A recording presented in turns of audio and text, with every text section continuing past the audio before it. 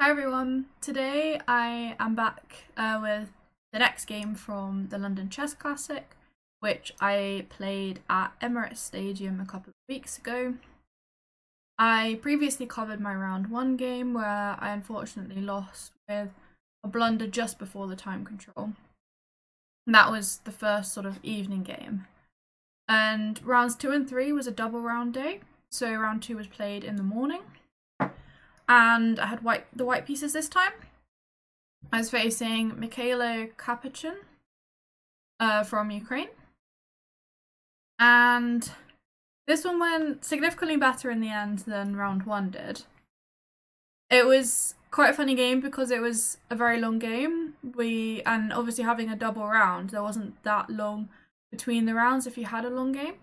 My friend was waiting for me to finish so we could grab some lunch. And she was watching the game with the sort of engine analysis on, and she said the evaluation bar was jumping all over the place, sort of winning for me, then losing and drawing and all over. But luckily, went my way in the end, held strong. So let's take a look. So I opened with e4, which is the sort of main move I normally use, and he played c5, Sicilian. Now I've tried lots of different things against the Sicilian recently. I've tried sort of some open mainline things. I've tried 2c3, I've tried 2 knight c3. And in general, I find that when I go for the sort of sidelines, my opponents quite often, especially when they're higher rated and stronger than me, just get a good position and positionally outplay me. I've almost been scared of playing mainline Sicilians, but I decided I'd go for it today. So knight f3, knight c6, d4, and break with an open Sicilian. And I think the reason I'm typically normally frightened of this is I know that there's a lot of theory to learn, and I never trust myself that I've taken the time to study it. And I always think, oh, my opponent must know it so much better. Sicilian players quite often switch up which lines in the Sicilian they play. I'm worried about falling into some trappy line. But ultimately, if I want to become a stronger player, I need to start playing these sort of main lines. And you see later in the tournament when I went back to sidelines, it didn't go as well. So I think this is the way forward for me. Play it. If I do fall into some horrible trap, I learn from it. I don't make the same mistake again. Maybe I'm just putting too much faith in my opponents. Like perhaps they don't actually know the Sicilian lines as well as I give them sort of credit for. But he captured. Knight f6, knight c3, d6, bishop g5. So this is a sort of classical Sicilian, I believe it's called, or the browser, I think. And bishop g5 is meant to be known as the best move, I think, to sort of put pressure on this diagonal here. The idea is that black wants to be playing e6, and then you're immediately pinning this knight and developing your bishop to a good square. There are other lines of the Sicilian, such as the knight off and the dragon, where typically the bishop might come to e3 instead. Although bishop g5 is also an option in those sorts of positions.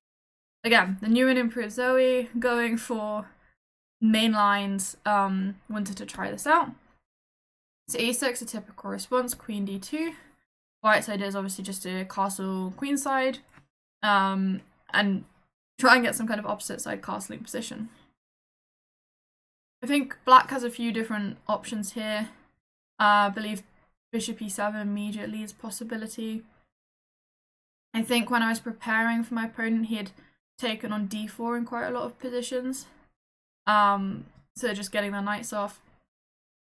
I think queen b6 is also an interesting line, with the idea that white might have to go knight back to b3, and it's just sort of a different position. But a6, I think, is the main line. It's the one that I faced the most in practice games. And now I castle queenside, keeping the tension on the board, sort of saying to my opponent, if he wants to take on d4, he can take on d4. And again, that's the sort of thing he'd done in his prep. The more popular way to play as black is to go for bishop d7 and bishop e7 in either order.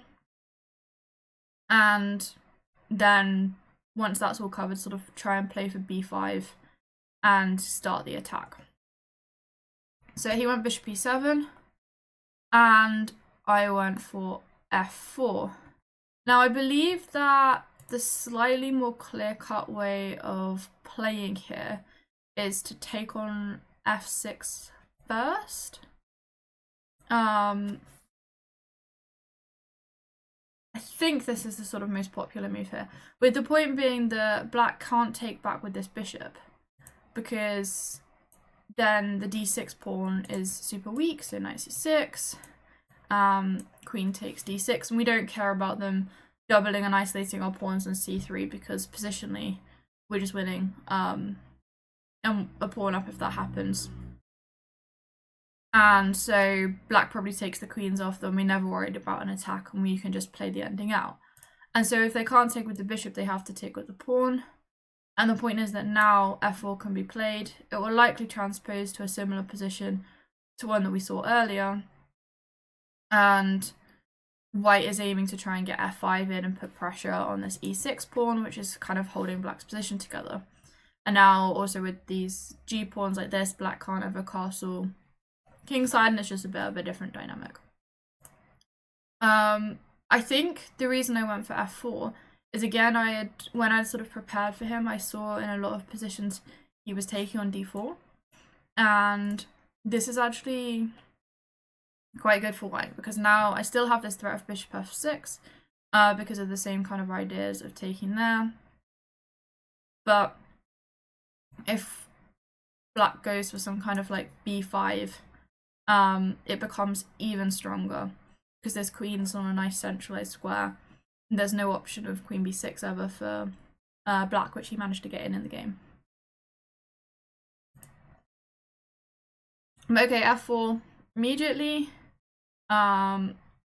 Did end up transposing later. I'm not really sure if there's a way that black can avoid the transposition if white ever wants to take on f6. So bishop d7, which he did, is probably the most sensible move. Again, black's idea is they want to play b5, but they couldn't because at the moment I would have taken on c6. But now they're defending their knight. And I think I'd seen somewhere that whenever black goes bishop d7, it's a good moment to play king b1. I'm not actually sure where I'd seen that, but I think the point is that bishop d7 is indicating rook c8 is coming, and the rook's going to be coming down on the c file. Plus a move like bishop d7, it's not really preparing any immediate threat in the center. It's just sort of defending the knight and getting ready to go for the rook c8 and b5 stuff. So it normally means that it's a safe moment to take the time to play king b1. So that's exactly what I did. He went for b5, continuing with the plan. And now I decided to go for the bishop takes f6 idea to reach that kind of position that I'd been sort of studying in my preparation, with the idea, as always, they can't take with the bishop. But the problem that I had here that I hadn't quite realized is that actually it turns out because I've delayed this move, they can take with the bishop. Idea being that if I trade off on c6 and take on d6, the same sort of typical idea that they always go for. The difference being that they now have this strong bishop with pressure on e4, and the move b4 is coming to kick the knight, so they'll be able to sort of get rid of my knight without having to give up their own dark squared bishop necessarily. So for example, they might trade, play a move like rook c8, defending the bishop and lining up on the c file, and eventually this e pawn is going to drop. I can try and engineer it so they have to play bishop takes c3 for it to happen, but I still have weak pieces, and at very least it's probably just going into an equal endgame. So ideally we don't want to do this, and in the future I know bishop f6 will happen before f4 to avoid that. But luckily my opponent missed that and sort of went for g takes f6, which is the normal typical way you have to play here, and I was able to play f5, putting pressure on e6 and getting back into the sort of ideas that I'd looked at in my preparation. The difference being that he hadn't taken on d4 yet, whereas in all the games I'd looked at before, he'd always taken on d4 at some point. So he went queen b6, which I think is a very sensible move. And now I have a key decision to make. And I think this was maybe the first point I was sort of thinking for quite a while, because I'd only ever looked at these lines of knight takes d4, suddenly he hasn't played that, and I don't really want to allow him to take on d4. I think I came to that sort of conclusion of, if I let him take on d4, he can force the queens off, then he has the bishop pair, and he'll probably just be able to castle if he needs to and sort everything out. So I knew I didn't want to allow queen exchange. The question is, do I want to allow a knight exchange? And I eventually decided, no, I don't. But then then do you throw in like taking on f6 or not? I think there's various ways of playing it. So one way of playing this position could be to take on f6, with the idea being that they don't really want to take with the bishop because of a move like knight f5, when they're going to have to give up the bishop pair really to deal with this sort of pressure I have on the d6 pawn. And if they give up this bishop pair, suddenly their one sort of advantage in the position's gone. They've got these terrible pawns. The e-file's open. White is going to play like knight e5, knight d5. Like, I must just be probably winning here positionally. With knight d5, take on e7, queen d6, bishop somewhere, rook e1. It's all just sort of coming to place. So they have to tick with the f pawn, but it makes sense. They'd want to keep their pawn structure intact anyway. And now I could maybe consider taking on c6 or retreating my knight in a similar way to before. Potentially something like this, and then develop the bishop d3 maybe, just to free up my knight, and continue from here. The problem was I wasn't really sure how I actually continue here, because I was thinking if I've taken on e6, I'm the one that then has this pawn to play against. If I trade on c6, I help his bishop get this nice diagonal, and he still has this bishop pair. He can potentially try and castle queenside maybe, put his king on somewhere safer. And I just wasn't sure how I'd continue this position. So I kind of decided I didn't want to do that. I wanted to keep this f5 pawn here. But then the concern is making sure that I'm not going to lose it somehow. Or if I do, it's a decision and a sacrifice. The move that I probably overlooked too much that actually turned out to be a really good idea would have been knight c to e2. And I think, yeah, I just completely missed how strong this is. The idea is that if they take on d4, I can take with the knight, so I keep the queens on. I still have this beautiful strong knight here. And black's probably trying to play b4 at some point, so I'm sort of preemptively moving my knight away and saying, well, now b4 looks a bit stupid because you're not actually attacking anything. And then black's the one that has to find a move, and I can continue afterwards. I also then always have this threat. Let's say, for example, black went to castle. Now maybe I have some kind of trade. I might take on f6 first, might be stronger, with this same sort of idea of not being able to take with the bishop. And then this knight can jump in here. And all of a sudden I'm putting pressure on e6. Bishop has to come back to d7. And the difference in this position compared to the previous one is the knight sort of jumped from c3 to d4, where it's less of a target, because if ever e5, then I have knight f5, and maybe it's easier to formulate some kind of plan. I obviously can't play bishop to d3 in this position because the knight hangs, but maybe I can put my bishop on e2 and then to f3 and occupy that beautiful long diagonal where his bishop's being forced back to d7, or even try and put the bishop on g4, put pressure on e6 as well. So this would have been a really clever idea. Unfortunately, I overlooked this. I was just thinking, how am I getting my bishop out here? And I think the other thing I was thinking is that I really wanted to get my knight to d5. Like, this square's so juicy if I could get the knight here. And I thought he'd always not be able to take on f5 because of these knight d5 ideas. So instead I retreated with knight f3. My point being, you can't take here because of knight d5, as I said. This sort of idea is always there. And if he plays b4 first, my knight comes to e2. And then if he takes here thinking he's winning a pawn, my idea was that I have knight to f4 now. To try and come to the d5 square, or potentially even playing knight to d4 might also be a possibility. Putting pressure on the bishop on f5, threatening to trade on c6 and bring the other knight to d4. And again, it doesn't really matter that I'm a pawn down because these pawns are so weak. So I kind of judged here. I was like, yeah, knight f3, he's not winning the f pawn. I'm just going to develop my bishop next, get my rook in, continue. The problem is that now he just castles, and all of a sudden I'm wishing my knight was still on d6, because I was like, it's actually quite hard to find a clear plan to continue here. And I think the other thing is he was playing the moves so quickly in the opening. He was just like blitzing them out, and I was stressing. I was like, have I walked into some opening prep, some material that I wasn't expecting, like, and all of that. But I think you just need to sort of get out of your own head sometimes. There could be many reasons a player's playing fast. It might be that they have no idea what's going on in the position either, but they're trying to trick you into thinking that they do.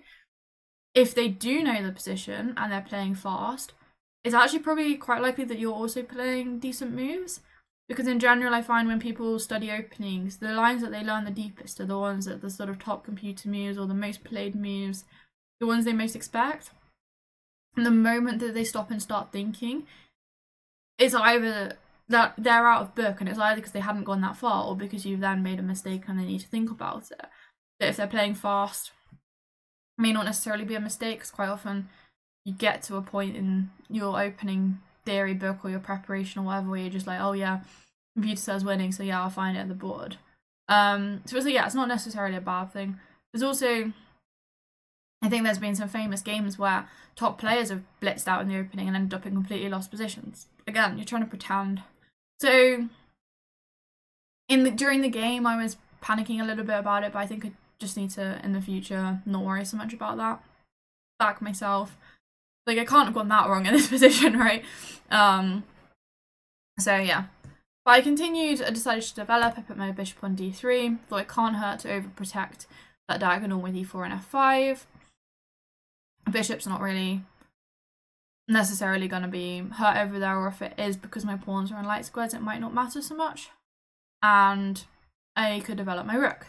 So he went knight e5, which I think I was expecting, because I think black, it makes sense he might want to try and trade off my bishop on d3 and keep the bishop pair. But I wasn't that worried about him trading on d3. If I had been, obviously I wouldn't have put my bishop on d3 in the first place. So here I went rook f1, which looks like kind of a strange move at first, but the idea is that I'm saying maybe this f-file is going to open up at some point. Potentially I'll have ideas of taking on e5 and taking on e6, and then something hanging at some point. Or if he takes on d3, I can take with the queen. This was sort of my idea. I take, and now the knight's going to come back to d4, and then I take on e6. Maybe. Or there's also ideas of bringing this other knight around, because I didn't put the bishop on e2. And then, which I did something really similar in the game. And I thought I would have been quite happy in this position. So I'm not really sure what the best plan is for black here.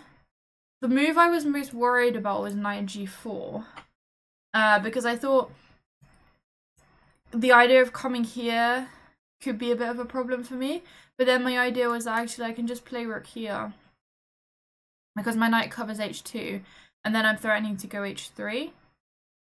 But so then I kind of judged then the knight has to go back, and maybe this isn't a problem. But I guess black gained something in that my rook's not on the d file anymore, although it's still decent on the e file, so I'm not really sure. But that was kind of the move I was trying to make sure I was happy that I had a response with. But he went h5, which I guess makes some sense. He's trying to expand a bit on the king side. Maybe if the knight comes to g4, at some point he has it sort of backed up. Or maybe he just didn't really have a plan either. There's sort of many options. But I decided to go h3 because I knew that I wanted to stop this plan of knight g4, knight e3. Again, I didn't mind if he took on d3 or an f3. And so I thought this is a sensible move to make. If he plays a move like h4 to try and sort of stop a g4 expansion at some point, then it doesn't really matter because then I've got pressure on the h4 pawn. And I thought it couldn't hurt to play a move like this. If he's going to be kind of semi-slow with h5, I can be semi-slow with h3. So now he went king b8. So his plan is basically to go king b8 and rook c8. But I wasn't that fussed by that because I didn't think the rook was putting that much pressure on the c file. And his only plan in that situation is to sort of double or triple on the c file and take on d3 at the right moment. But I judged that I could always defend the c pawn. So now I came up with this really cool idea to reroute my knight. I was like, again, you've always got to watch out for ideas of b4 when you have to retreat your knight anyway. And I thought the rest of my pieces are kind of doing something useful. The only piece that's not participating is this knight. It was good with the idea of stopping him ever even thinking about taking on f5 because of knight d5. He's clearly not going to do that, so let's put my knight on a stronger square. My knight is basically aiming at the f4 square, where we'll see it can put pressure on both d5 and e6. So he continues with his plan, rook c8, and I jumped my knight to f4, and I was really pleased with myself with this maneuver during the game because I was thinking now I'm actually starting to create ideas, right? Because of the fact this knight covers both these squares, I can put pressure on e6, but also stop taking on f5 being an option for him. And if he ever takes on d3, I'm extra happy because my queen takes and then knight d4 and then e6 is just really weak. I have to watch out for sort of forks on e5 and those sorts of situations, but it's always an option.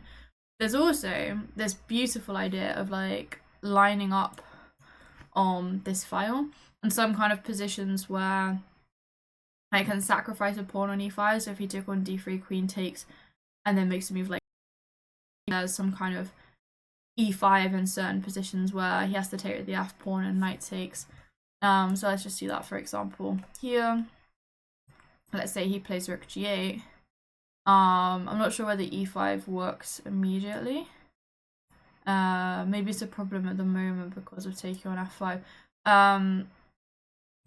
Because the initial maybe to do something like this, but I don't think it works yet. There's a risk of my queen.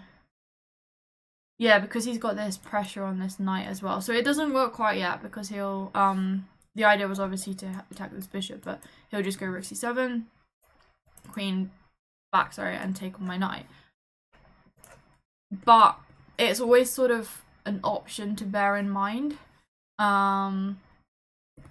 Maybe I can just, because I can always look at h pawn as well, sort of rook. Maybe I can say this rook on the f-file is not really that helpful anymore. And try and do it this way, so that then I put pressure on the pawn and I'll have a chance to capture it. So I'm not sort of 100% sure how I get e5 in, but the idea is it's always an option. And that would be quite fun. And I can just improve the position and expand it again so he can't really play much. So these are the sorts of things I was thinking about during the game with my f4. And he went queen c5. His idea is clear that he wants to take on d3 and queen c4, I thought, or knight c4, with the idea that when I take, he has to take with the queen, or then maybe rook c6 or rook c7 and rook c8. But he's kind of preparing something on the c file because he can't see anything else. But now I saw an idea to sort of liquidate my material a bit. So I took on e6, pawn 6. I think the point is now, not in this immediate position, but sort of he's maybe also moving the queen away so that if he ever does want to take on f5, knight d5 is not as immediately strong. It still looks pretty good with that bishop on e7. But I thought I could liquidate this and then take on e5, b5, and knight g6. So this was my whole plan, and basically I think this is all forced because if he ever takes with the bishop, again, as always, this pawn structure is just absolutely terrible. So he kind of has to take with the pawn.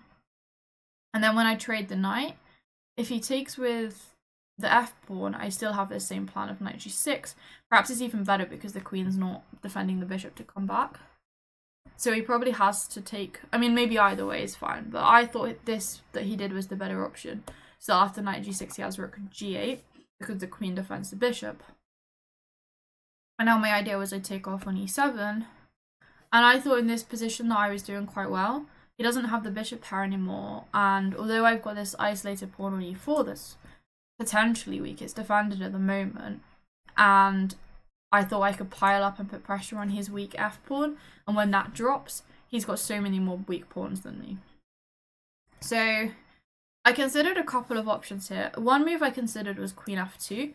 I thought this was the obvious move. It's kind of forking queen takes f6 and the idea of queen b6 check followed by queen takes a6 and bishop takes b5.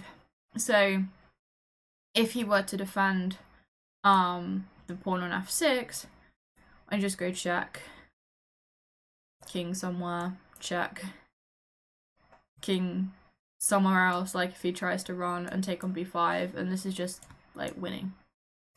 Done, rook there. But obviously he's not going to do that. I assumed he'd play either king b7 or rook c6. Defend rook c6 was an interesting idea because you could threaten to double up the rooks. But I assumed that the bishop was what belonged on c6. Put pressure on the e-pawn, so I was expecting king b6 if I were to do this. And then so I saw this idea of taking here. And I think I just sort of second guessed myself and was thinking, oh, but then he comes in with g2. But actually he doesn't, because there's just rook f7. And surely I must be doing quite well here. Maybe he has to play rook c7. Oh, but then bishop f1 wins a piece. So maybe this whole thing with king b7's not any good anyway. Maybe rook c6 instead. And now rook takes g2. But then I guess rook h6 and I come after the h pawn, and if bishop e8, this just looks horrendous because there's always ideas of rook h8 when rook c8 has to be played. Maybe I could play rook f1, try and come down like this. So I think in hindsight, perhaps queen f2 would have been the best way to play here. And as I said, it was my initial thought. It was what seemed like the obvious move to me. I just sort of second guessed myself, and I thought I came up with a cooler idea. So I went rook f2, because I was just kind of thinking, hang on a minute, can I not just double the rooks on the f file and win the f pawn without him winning the g pawn? But then his queen became a bit of an issue. Again, in hindsight, maybe I should trust my intuition a bit more, sort of let myself play these moves if I think they're good. Okay, so he defended the rook, I doubled. And we were both getting relatively low on time here. I think I had less time than him, but still having to play a bit, and we've still got 20 moves to go to the time control. So bishop c6, putting pressure here. And now I was considering moves like a4. I was kind of thinking, how do I continue here, right? I liked the idea of teasing the idea of my queen getting in. Queen h6 was one interesting idea, with the idea of putting pressure on h5. But I thought just rook h8. But perhaps then I can come back to e3 instead of d2 and gain a tempo kind of on what I've done, because there's no rook on the g file. So this might have been a better way of playing it. There's also always moves like a4 in any position that you have to calculate, because if I can try and break up a pawn on that side, his king could become quite weak, so I can threaten to go queen a5, trade everything off. I don't think he ever wants to be taking on a4, so this was the other sort of move I was considering.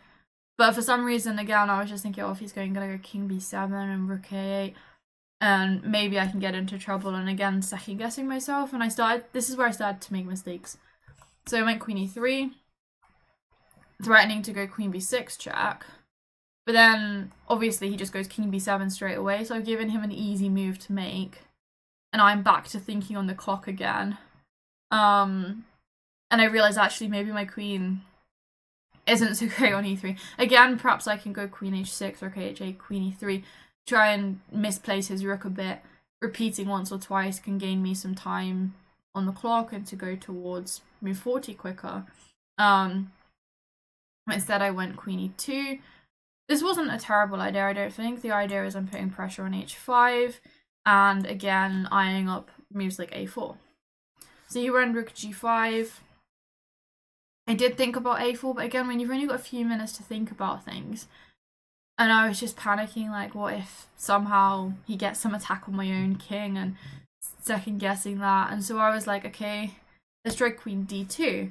And no, I didn't go queen e3 because I was like, I don't actually want to repeat the position, but I'm threatening to trade off the rook here. And he, with the idea of like the discovered sort of attack here. So obviously he didn't want that, so he went rook g6. And here I thought I'd repeat like a couple of times just to gain some time on the clock and get towards the move. So I wasn't actually planning on taking a draw. I was just hoping that, because I was so far away from e40, I needed to make some moves. So I went queen e2, rook g5, queen d2. And I was expecting rook back to g6. And if he did this again, obviously I can't really go for the repeat. But now I was thinking I can just play a simple move like a3 to always give my king some air to breathe. And then I could always repeat my queen maneuver again, having made that move, and just try and get to move 40 and then stop and think. But he went king b6. And I was really surprised. I was like, hang on a minute, isn't there just this idea of queen takes g5? Like, has he missed that? Or has he judged that the queen versus rook situation is worth it? And I thought, you know what? I know I'm low on time and it's tricky, but I've got to go for this, right? You can't see this obvious sort of tactic and not play it. I could probably throw in queen e6 check. And maybe this is a better way of doing it, because if the king goes back to b7, then when I take on g5, there's always this sort of checking ideas on the 7th rank. But I thought he'd just go queen here, and then now he's reached the same position, but his queen's more active. So in the game, I went straight for queen takes g5, f takes, rook takes f8, and I got 2 rooks against the queen, and his pawn structure is terrible. And I thought, I must be doing quite well here.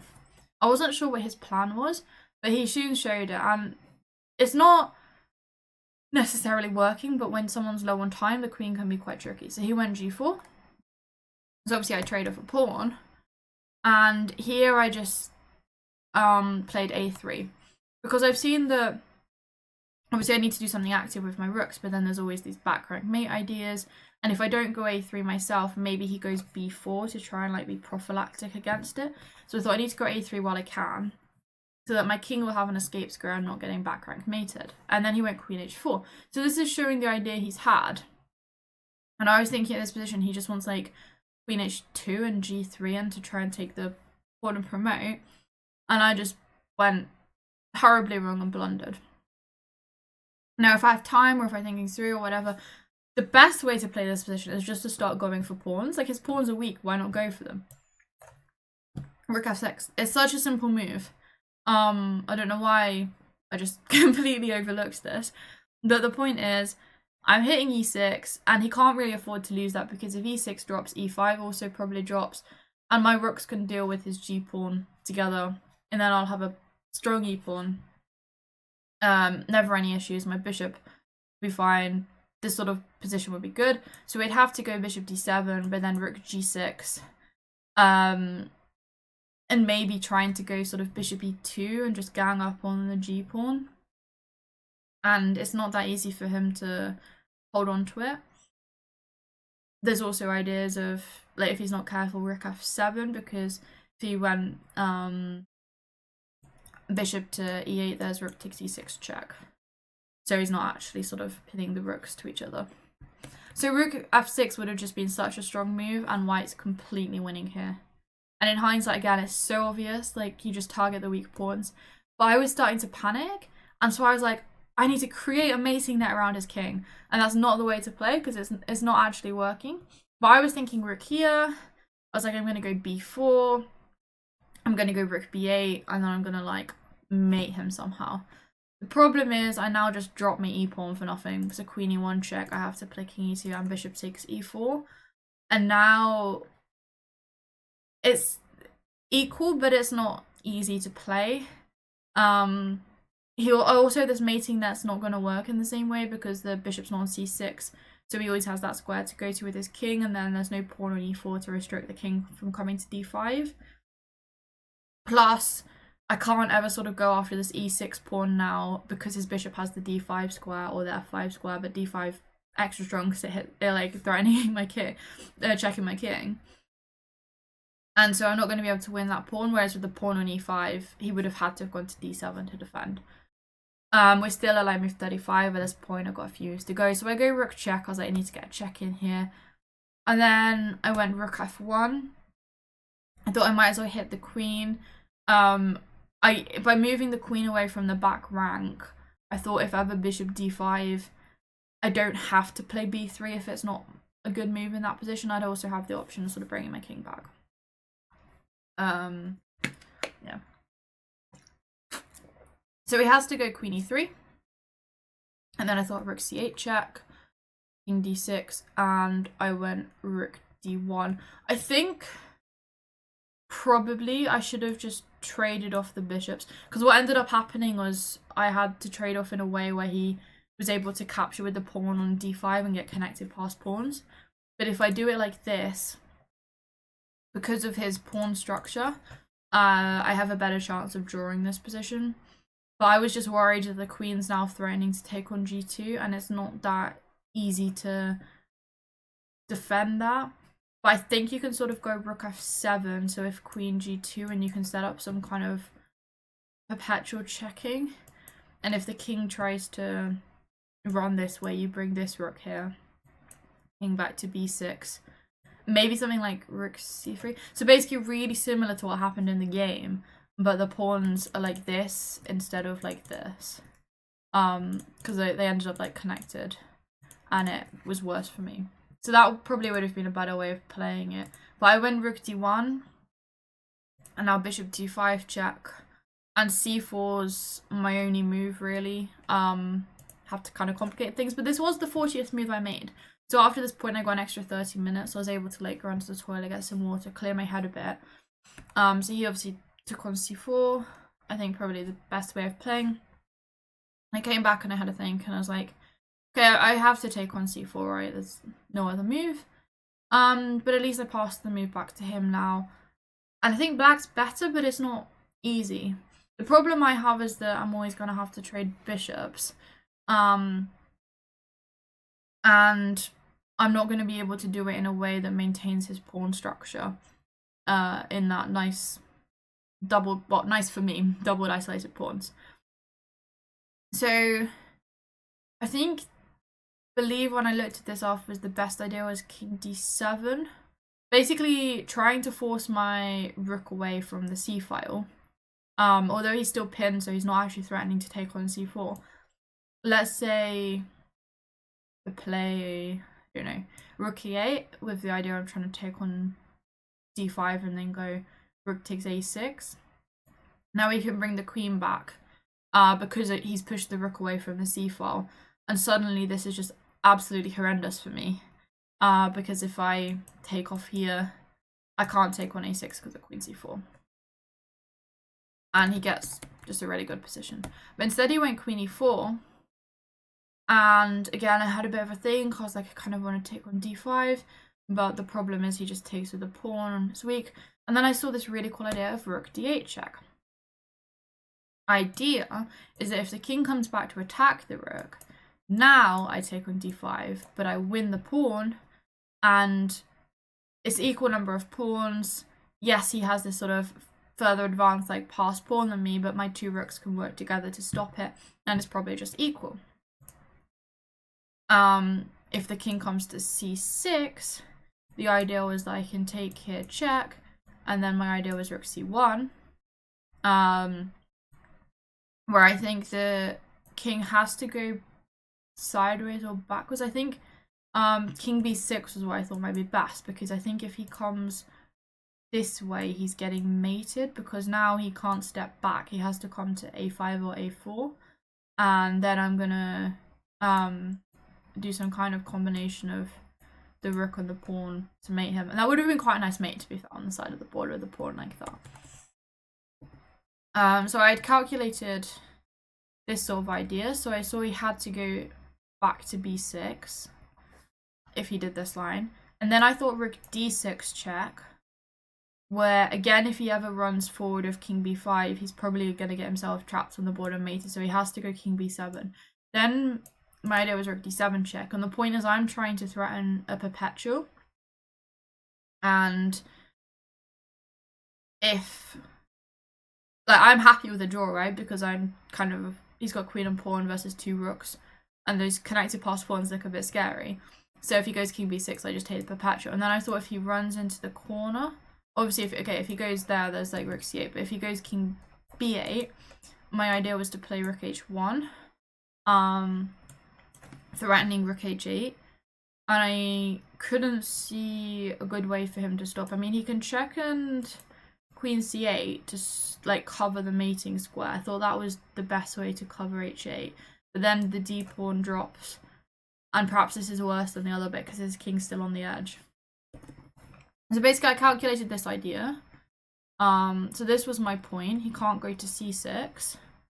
So, and he can't go back to e7 or c7.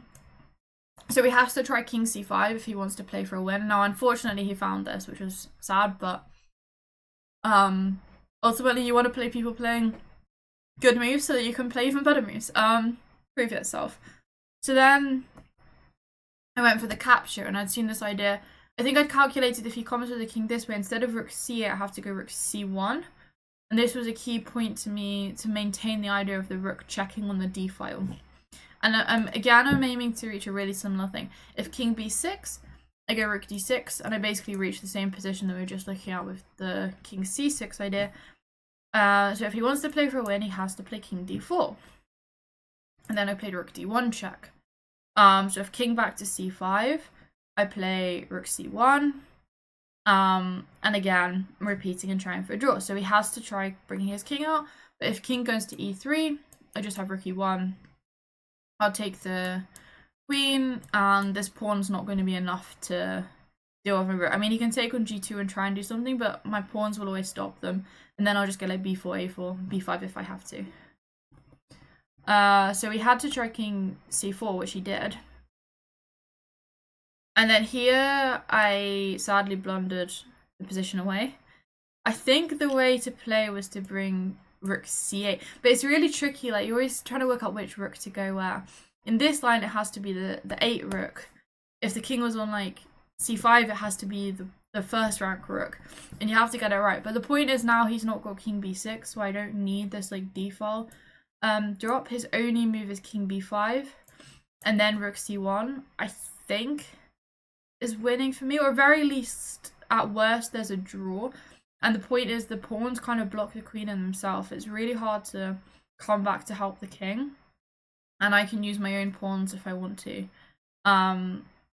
So at very least I shouldn't be losing this position, and there's probably a win somewhere. But I sadly blundered and went rook c1, enabling the king to come forward to d3, where he's made progress.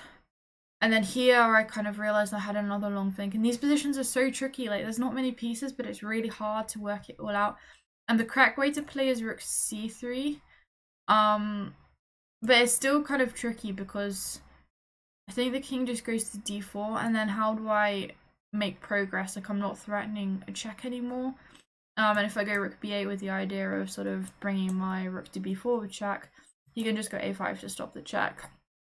And then he'll continue with like queen takes g2, and then e4 and g3 and push the pawns forward. And I thought I must be losing here. So I went for rook d1 because I thought this was my best chance at trying to play for a win. And luckily he went king e2, he missed it. But king c2. So I spent ages calculating this. And for some reason I thought I was actually doing okay here. So I thought I would take on d5. I think I have to take with the 8th rank rook. I did calculate all this, because if I take with the first rank rook, there's queen c1, king has to go to a1, queen f1, where if I play rook d1, he just trades this off, and the king and pawn endgame's winning for him, because his king stops my king coming in, and he just pushes the e-pawn down the board. But if king a2, then there's queen b1. So I saw all this, so I was like, if he'd done this, I was planning on taking with the 8th rank rook. And I just saw this pretty idea where I was like, queen takes e2, and then rook d3. And this was my whole plan, and I was like, this is absolutely beautiful, right? Because and now threatening rook c3, and I couldn't see any way for him to stop this because the queen can't cover that square, and he can't sort of do the same mating pattern because there's no check because my rook blocks it. So I thought I was just winning if he did this, and it turns out I am if he takes on g2, but yeah, the computer knows all apparently. Queen e2 is just winning. The idea is that I have to make a move. I don't really want to make a move, but he's threatening to take on d1 and again reach that winning position, and I can't go rook d3 because of the same thing. He can trade the rooks and reach the winning position. Excuse me. But there's nowhere to really put my rook because if I move it along the first rank, there's queen c4 check picking up the other rook, and I'm losing here. So that would have been a sad end to it, but luckily, I don't know if he saw the same thing as me and also missed that, or thought he saw something else in the other line. He went to e2, and now I'm fine. I can take this pawn and not have issues. But again, I now take with the wrong rook. This is where the evaluation bar was bouncing and my friend was getting stressed. So apparently I need to take with the first rank rook. The idea is there's no back rank issues because takes either king a1 or king b1 doesn't really matter. Maybe a1 to avoid e4 check. Here, some like he's got checks but no mate. And if I do go here and he goes for this pawn, like even if I blunder this, for example, it's not ever actually really a blunder because the king's there. So he can't actually really make progress in this position. Let's say he gives a check and goes e4. I don't know. Seems like the only way to make progress. But then just rook d4. And I had all these sorts of ideas in the game, but for some reason taking with that rook was winning. So I took with the 8th rank rook because my idea was that I need to take it off and then create those sort of checks but defend my back rank. But apparently queen c2 was just winning. The same sort of idea with the king on c2 and the queen on e2. So we both missed it in like the reverse position as well, with the queen and the king. And it's basically just this idea of if I move my rook along the first rank, queen c4 picks up the other one. But if I don't, he's trading off the rooks and it's a winning king or pawn game. So I was a bit lucky in those two moments. So luckily he went check. And now, sigh of relief, king b1. There's no queen c2. It's important, I think. Or maybe actually if king a1, queen c2 is also fine because there's no queen c4 check. But king here, queen e4, and if queen e4, I guess the important nuance here is that I cannot play king back to a2. So maybe he could have tried this actually. He could have tried one to see, but I guess he still hadn't seen that idea. That king back to a2, trying to repeat, loses to queen c2 again. But king a1 or king c1 is fine. But he went queen f4. And then I went king c2. So I was aware the position here was probably equalish, but I was trying to create chances because I was like, I might as well try something, right? His king's quite lonely over here. If I can kind of check it and trap it, I might be able to win the queen somehow. Or if I can use my rooks to win one of his pawns, then I might have winning chances. This is what I was kind of going for. Then queen a4, king c1, queen c6, king b1. And if he'd gone for a draw here, obviously I kind of have to take it. But it's not necessarily a bad result. But he went e4. He was still trying to win this position. I don't know if we probably both realized he must have been winning at some point. He was a bit sad about that, but the problem is that now I'm the one that gets to do the checks and I can force his queen out. Then he doesn't have perpetuals and I can start to go with my plan of using my rooks. So I go rook d2 check, king e3 and rook c2. My idea is basically now that he has to move his queen, and then I'm going to go rook e1 check followed by rook e2 check, and he can't really stop rook e1 because he can't put his queen on a square to cover that. And then I'm going to try and take the pawn on e4, and if I time it right I can have a winning king and pawn endgame, which is essentially what ended up happening. So queen e6, rook e1, king f4, And then here I went rook e2, which is wrong because now I think he can play e3 or g3. It gets really complicated with the king and pawn endgame. So basically, he could do so. He can make a move with his pawn, so he's one square further forward, or he can make a move with this one so that his king ends up on e3. And the idea is that, in this position, the king and pawn endgame is equal. Because I go for this pawn race just to show you sort of here. He takes king somewhere, pawn, pawn, pawn, pawn, queen, queen, and it's just equal. And similarly, if he'd played g3, the whole point is he's played an extra move. So the way to play apparently is to go rook f2, and this is now winning because of king g3, then rook e2, and he doesn't have either e3 or g3 with the extra tempo, because e3 I just take and win the queen, and the king blocks the pawn. And if he goes king f4, now the key difference is the king is one square further away, and we saw in the previous line that he queened the move after me, so it ends up winning. It's all these sort of nuances that are crazy. But I missed that and went here, but we're both playing like on increment. It's getting intense. He missed it and went queen c4. Again, I could just take on e4 check and it's a winning king and pawn endgame. What I missed at this point, I think, so I saw all this, and I saw it was winning if he went after my g-pawn, but for some reason I thought he would come this way, and I was worried about this, where if I try and do this, the king comes in. And this is actually a draw. And so I was right. I'd seen this, and I saw this was a draw. So from that point of view, yes. But apparently I should not play a4 here. I can go king c2. And if he does this, just sort of, I think g3 or something, and I have the opposition. And the king goes this way, and then I stick the king on b3. And basically, I'm still faster than him with my a and b pawn, but I just hadn't calculated all this with like 30 seconds on the clock. So I just seen the draw online and didn't want that.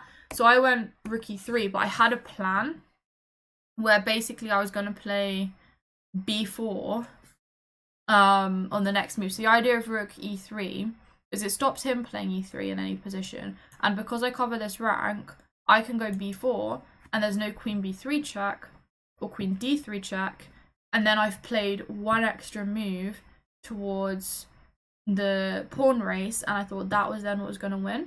So he goes g3, so he gets the move in, and I go b4, so I get the move in.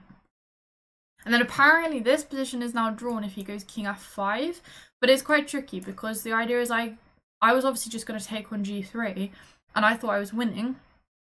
But the point is black has a5, because if you take queen b5 check followed by queen takes a5, and okay, I can try and win the e pawn, he might try and win the g pawn, but I'm never going to really make progress with this a pawn in the corner. But it's a tricky endgame to see all of this. I guess the idea is he'll probably just have some kind of perpetual check. He also doesn't actually have to take on a5, like he can probably just check me indefinitely. But taking on a5 is one option, but also, yeah, why not just keep checking? But luckily for me, he went queen d4. He just sort of gave up at this point. And now I'd seen that it worked because I'd done this extra tempo. I already knew it didn't work on the king side, and it definitely didn't work on the queen side now. A4, because now the idea is if he comes this way, he's just not fast enough. And I'm happy and I'm winning. So he went king e3. He did play this out a bit. Actually, there was a point, I think, maybe it was even around here after b4, where he thought for a minute, and then he just went, draw? And I was like, no. Because I hadn't realised he had this draw online with, like, queen f5. Oh, sorry, king f5. But also I was like, you have to make your move before you offer the draw. So that was another funny nuance. But yeah, I think, so he kind of realised he was losing then. And he played this out. I get a queen. But then this is the important thing because it's a g-pawn. Give my check. And then block. queen f3, and then here he resigned. And I got my win against a strong player, 100 points higher rated than me, in a very prestigious venue. So this was quite cool. Obviously, I then had to come back later in the afternoon and play another tough game, which I will come back analyze at another point. Yeah, thank you for listening. If you've made it this far, congratulations. Put a queen emoji of some, or gif or something of some kind in the chat to celebrate my lone queen being victorious here. And if you have any recommendations to help me improve further, please do let me know. I'm always happy to listen and hopefully be able to implement it in my own games. I think my key takeaways from here are, with the sort of 2 rooks versus the queen situation, just go for those weak pawns, start taking them off. Don't even give him chances in the way that I did. And then also the sort of opening idea of just because your opponent's playing fast doesn't mean that they actually know what they're doing. Yeah. Thank you for listening, and hopefully see you next time.